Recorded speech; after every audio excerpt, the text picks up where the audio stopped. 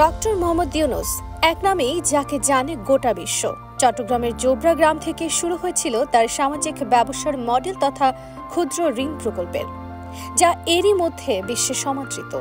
এজন্য একমাত্র বাংলাদেশি হিসেবে বিশ্বের সবচেয়ে সম্মানজনক পুরস্কার নোবেলও জয় করেছেন ডক্টর ইউনূস। এবার সেই ডক্টর ইউনূসই হলেন বাংলাদেশের সরকার প্রধান।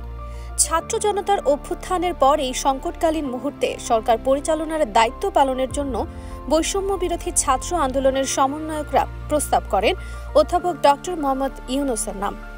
শিক্ষার্থীদের দাবি এবার আর উপেক্ষা করতে পারেননি ডক্টর ইউনূস। দেশের ক্রান্তি লগ্নে এগিয়ে এসে অন্তর্বর্তীকালীন সরকারের প্রধান উপদেষ্টা হিসেবে গতকাল দায়িত্ব গ্রহণ করেছেন তিনি। ৮৪ বছর বয়সে এসে ডক্টর ইউনূস তার দীর্ঘ অভিজ্ঞতা আর তরুণদের সম্মেলনে নতুন বাংলাদেশ গড়ার নবযাত্রায় নেতৃত্ব দেবেন।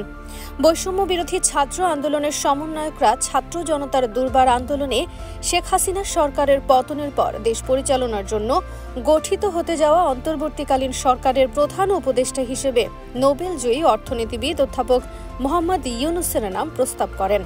এরপর ডক্টর মোহাম্মদ ইউনূসকে প্রধান উপদেষ্টা করে অন্তর্বর্তীকালীন সরকার গঠনের বিষয়ে সিদ্ধান্ত হয়।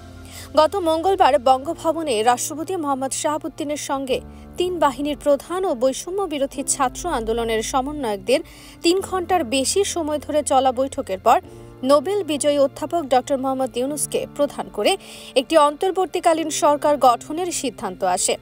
গত ৮ আগস্ট অন্তর্বর্তীকালীন সরকারের প্রধান হিসেবে ডক্টর ইউনূস শপথ ও দায়িত্ব গ্রহণ করেন।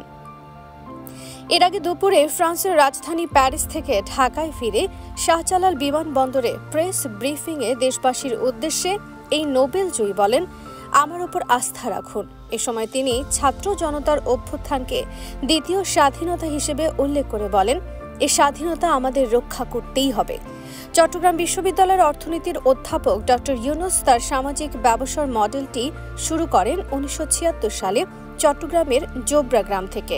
সেখানে আর্থসামাজিক উন্নয়ন গবেষণা করতে গিয়ে তিনি পরীক্ষামূলক অনুশীলন হিসেবে চালু করেন ক্ষুদ্র ঋণ প্রকল্প। এর উপকারভোগীরা ধীরে ধীরে বেরিয়ে আসেন দারিদ্র্য সীমা থেকে। সময়ের পরিবর্তনে ১৯৮৩ সালে এই মডেল রূপ নেয় গ্রামীণ ব্যাংক হিসেবে। এরপর কেটে যায় অনেকগুলো বছর।